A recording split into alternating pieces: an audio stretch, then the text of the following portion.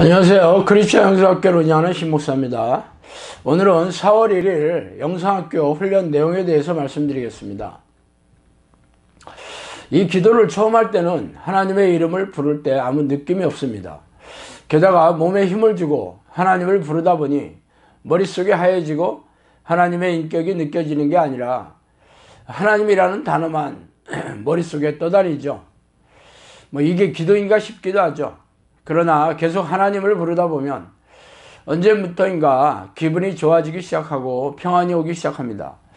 이것이 기도의 힘이에요. 계속 기도할 수 있도록 하나님께서 힘을 주시는 것입니다. 기도의 힘이 생기면 틈만 나면 하나님을 부르게 되죠. 이 기도의 힘을 얻는 방법이 겟세마네적인 기도를 하는 것입니다. 그러나 미호경은 어떻게 이런 기도를 계속할 수 있나 하는 부정적인 생각을 넣어주죠. 그래서 하다가 말다가 힘도 주다가 안 주다가 하다 보니 결과가 없는 기도를 하게 됩니다. 쉬지 않는 기도하는 습관을 들여졌다면 기도의 강을 건너는 것입니다. 기도의 강을 건넌 사람은 이미 성령과 동행하는 삶을 살기 때문에 기도의 기쁨이 생깁니다. 아직도 기도의 기쁨이 안 생겼다면 겟세마네적인 기도를 시작하시기 바랍니다. 겟세마네적인 기도의 본질은 자기를 부인하는 것입니다. 예수님께서 십자가를 지시기 전날 내 뜻대로가 아니라 아버지의 뜻대로 되기를 정말 원하셨지요. 그래서 육체를 십자가에 못 박히시기 전에 먼저 자아를 기도로 못 박으신 것입니다. 기도를 하고 있는 많은 사람들이 자기 만족을 위해 기도하죠. 이는 목적을 상실한 기도입니다. 우리의 기도 훈련의 목적이 무엇이 되어야 할까요? 첫 번째로 기도의 강을 건넌다는 의미에 대해 생각해 봅시다. 우리가 영성학교에서 기도 훈련을 하는 목표는 하나님을 만나서 하나님과 동행하는 수준의 삶을 사는 것입니다. 이런 수준의 기도를 하는 것은 기도의 강을 건넌다고 말하고 있죠. 이 말씀은 성령이 특별하신 표현이고 기존 교회에서는 사용하지 않는 새로운 표현입니다. 실제로 이 기도 훈련은 귀신들의 공격과 싸워가며 세상을 거스르는 가지치기를 해야 하므로 마치 배를 타고 강을 거슬러 올라가기 위해 노를 젓는 것처럼 쉽지 않습니다. 이렇게까지 힘들게 기도해야 하나 하는 의구심이 자꾸 들기 때문에 많은 이들이 시도하다가 사라지죠. 삶에 해결되지 않는 문제가 있어서 반드시 기도해야 살 수 있는 소수의 사람들 외에는 하고 싶어 하지 않습니다. 기도의 강으로 가는 길은 지극히 큰 하나님의 은혜가 아니면 갈 수 없고 영생으로 가는 길이니 어찌 좁지 않을 수 있겠느냐. 성령님 저에게 얘기하신 내용입니다. 자, 기도하는 삶은 영생으로 가는 길이고 좁은 길입니다. 자, 두 번째로 기도의 문을 여는 열쇠에 대해서 말씀드릴게요. 쉬지 않고 기도하는 습관을 들이면 기적과 이적을 드러내면서 귀신을 쫓아내고 귀신을 독에 들어온 고집병을 고치며 이미 나의 삶과 가족에게까지 보너스가 쏟아져 내리고 있습니다. 내가 혼자 있을 때 하나님 생각으로 가득 차 있어야 하죠. 쉬지 않고 기도하는 수준이 되면 기도의 강을 건너간 것입니다. 그러나 실제로 내 삶을 점검해 보면 자꾸 잊어먹고 있어서 기도를 안 하고 있죠. 우리의 관심을 사로잡는 것들이 세상에 너무 많으며 특히 임팩트가 강한 부정적인 생각이 들어오면 맥을 못 추고 빠져들죠. 쉬지 않는 기도는 내 힘으로 되지 않습니다. 이 기도를 하고 싶은 분들에게 비결을 알려드릴게요. 바로 야곱이 약곡강가에서 한 기도가 쉬지 않는 기도의 문에 들어가는 마스터 키입니다. 기도 시간이 문제가 아니에요. 예수님도 겟세마네에서 하신 기도는 몇 시간이 채 안 됩니다.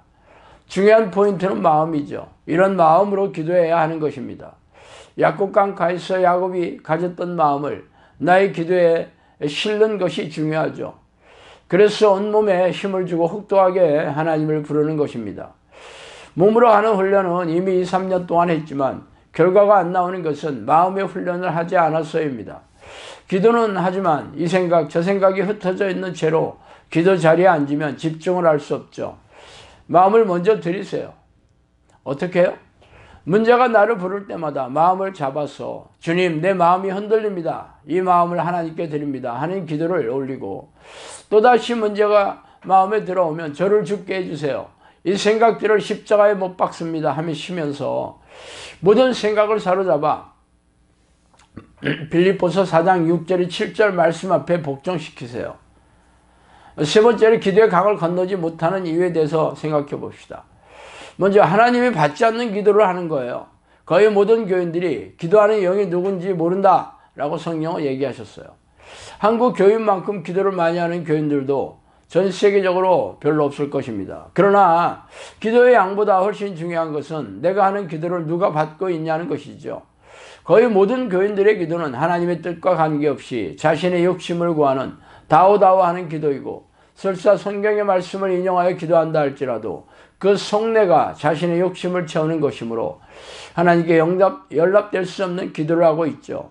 방언으로 기도한다 하는 사람들도 자신의 의를 드러내며 자기 만족으로 기도하고 있는 경우가 대부분입니다. 교중 사람에게는 방언이 아니라 예언을 해야 하죠. 아무리 기도해도 성령의 능력이 나타나지 않는 이유는 하나님이 계시지 않기 때문입니다. 하나님을 주인으로 생각하지 않는 것이죠. 또한 기도를 하면서도 귀신의 소리를 듣고 있다는 것이에요. 성령께서 저한테 그랬어요. 영성학교 안에도 미혹의 영역에 넘어간 자들이 많다고. 영성학교 안에서도요, 미혹의 영역에 넘어간 자들이 있다는 것은 기도는 하고 있지만 여전히 귀신의 소리를 듣고 있다는 의미이죠. 귀신의 소리를 듣고 있으면 귀신이 주인인 것입니다. 여전히 내가 하고 싶은 대로 살고 있다는 것이죠. 은혜와 응답이 있다고 해서, 예전보다 열심히 기도를 하고 있다고 해서 성령의 사람이 된 것은 아닙니다. 그런 삶은 이미 기존 교회에서 기존 교회 다니고 있어도 경험했던 삶이죠. 여기까지 와서도 귀신의 밥으로 살고 있다면 이처럼 슬픈 일이 또 어디 있겠습니까? 은혜의 강가를 매일 걷는 사람이 기도의 강가를 걷는 사람이라고 성령께서 말씀해 주셨어요. 또한 간절함이 없이 타성에 젖어서 기도하는 것도 문제입니다. 성령께서 그랬어요. 간절히 기도하는 것을 어려운 것으로 착각한다고 말이죠. 간절히 기도하지 않으면 답이 나오지 않습니다. 야고보서에도 하나님의 능력을 이 땅에 끌어내렸던 선지자 엘리야의 기도에 대해 나옵니다. 엘리야니까 그런 기도로 했지, 이것이 사람의 생각이지만 성경에는 엘리야도 우리와 똑같은 성경을 가졌다고 말씀하고 계시죠. 기도응답의 비밀은 간절함에 있습니다. 엘리야는 주님을 떠나 바알에게 가버린 이스라엘 사람들의 마음을 하나님께로 돌리기 위해 간절함이 있었어요. 우리도 살아계신 하나님의 증인이 되어서 나처럼 귀신에게 종노릇하며 고통받고 유리하는 사람들을 자유케 하려는 열망으로 성령의 사람이 되기를 간절히 원하셔야 합니다. 또한 거룩에 힘쓰지 않는다는 거예요. 자, 내가 거룩하니 너희도 거룩해라. 예수님의 말씀이죠. 거룩함의 본질은 예수 그리스도를 닮지 않고는 기도의 일꾼이 될 수 없습니다. 거룩함이 몸으로 나타나야 된다고 성령께서 말씀하셨어요. 그래서 하늘나라의 일꾼들은 거룩함을 잃으면 기도가 막힌다고도 얘기해 주셨어요. 거룩하다는 것은 죄를 지으면 철저히 회개해서 씻음받는 것이고 죄와 피 터지게 싸워야만 하는 것입니다. 기도 훈련을 하다 보면 자기 부인은 얼마나 못하는지 알게 되죠.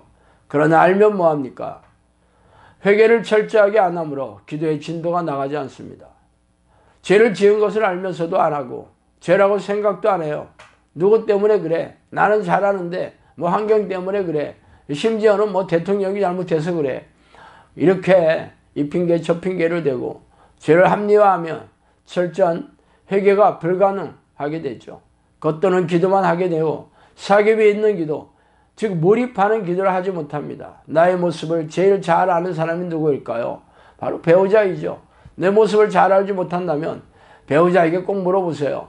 그래도 안 바뀌면 나귀 등에 채찍이 오듯이 하나님이 부리시는 악한 귀신들이 들로부터 삶을 초토화하게 됩니다. 비싼 값을 지불해야 하는 것이죠. 사망아 내가 쏘는 것이 어디 있느냐? 사망에 쏘는 것은 죄요, 죄의 권능은 율법이라. 우리 주 예수 그리스도로 말미암아 우리에게 승리를 주시는 하나님께 감사하노니. 고린도전서 15장 55절에서 56절 말씀입니다. 사탄의 멸망의 신이요 사망의 신입니다.